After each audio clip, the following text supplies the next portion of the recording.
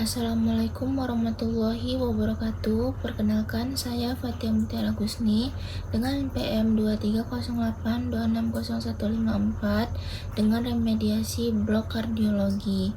Jadi di sini saya akan menjelaskan mind map dengan pilihan penyakit deep vein thrombosis. Jadi definisi dari deep vein thrombosis itu adalah kondisi terbentuknya bekuan darah atau trombus di vena dalam, terutama di tungkai bawah. Trombus ini bisa menyumbat aliran darah dan beresiko lepas menuju paru-paru menyebabkan emboli paru. Lalu ada faktor resikonya, yaitu umumnya terjadi akibat Trias-Virchow atau 3 faktor utama yang memicu terbentuknya trombus. Di antaranya ada yang pertama ada stasis vena atau aliran darah melambat, seperti imobilisasi lama atau bed rest atau tirak baring itu pasca operasi, perjalanan jauh di pesawat atau mobil, dan ada stroke. Yang kedua ada cedera endotel, itu kerusakan dinding pembuluh darah seperti trauma atau operasi terutama ortopedi. Yang ketiga ada hiperkoagulabilitas atau darah mudah membeku, seperti kehamilan, kanker, usia lanjut, obesitas, kelainan pembekuan darah seperti sindrom antifosfolipid, dan ada obat hormonal KB oral atau estrogen.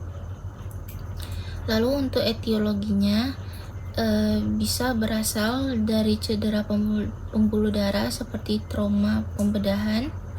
Lalu ada stasis vena, itu bed rest lama, dan ada hiperkoagulabilitas, itu bisa bawaan atau turunan atau didapat. Contoh penyebab hiperkoagulabilitas itu seperti sindrom antifosfolipid, kanker, kehamilan, dan kontrasepsi hormonal. Lalu untuk patofisiologi, ketika salah satu atau lebih faktor Trias-Virchow terjadi, maka akan terjadi aktivasi sistem pembekuan darah. Trombosit menempel di daerah endotel yang rusak, lalu terjadi akumulasi fibrin dan sel-sel darah, lalu terbentuk trombus di vena dalam. Trombus ini bisa melekat atau lepas emboli, dan bila lepas bisa menuju paru-paru dan menyebabkan emboli paru. Lalu untuk manifestasi klinis atau gejala itu seperti nyeri di tungkai, sering di betis, bengkak pada satu sisi tungkai atau unilateral, kemerahan dan hangat saat diraba, Human sign positif, nyeri betis saat kaki ditekuk ke atas atau dorsofleksi. Lalu untuk pemeriksaan fisik, bisa ditemukan bengkak tungkai sebelah, nyeri tekan di betis, warna kulit kemerahan dan hangat, pembuluh darah superficial tampak melebar, dan human sign tidak spesifik tapi mendukung diagnosis. Lalu untuk pemeriksaan penunjang, yang pertama ada laboratorium, itu D-dimernya meningkat dan menjadi sangat sensitif, tetapi tidak spesifik, positif palsu bila terjadi pada infeksi pasca operasi. Lalu ada PT atau APTT, itu digunakan untuk memantau terapi antikoagulan terutama heparin.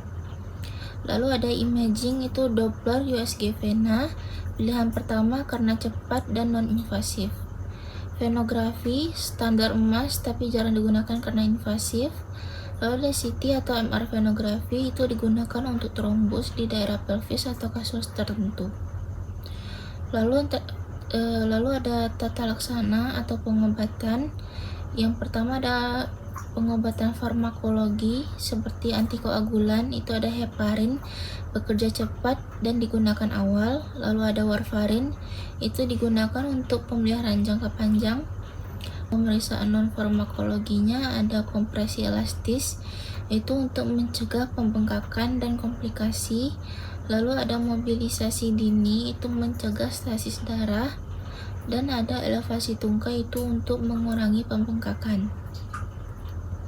Lalu yang terakhir ada komplikasi, jika tidak ditangani dengan baik, DVT itu dapat menimbulkan, yang pertama ada emboli paru, trombus lepas dan menyumbat pembuluh darah paru, kondisi yang mengancam nyawa. Yang kedua ada sindrom pasca trombotik, yaitu nyeri kronik, edema atau bengkak, perubahan warna kulit atau dermatitis stasis, dan luka kronik atau ulkus vena.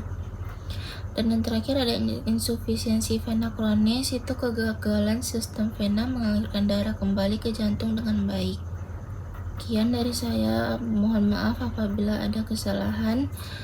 Wabillahi taufiq wal hidayah. Wassalamualaikum warahmatullahi wabarakatuh.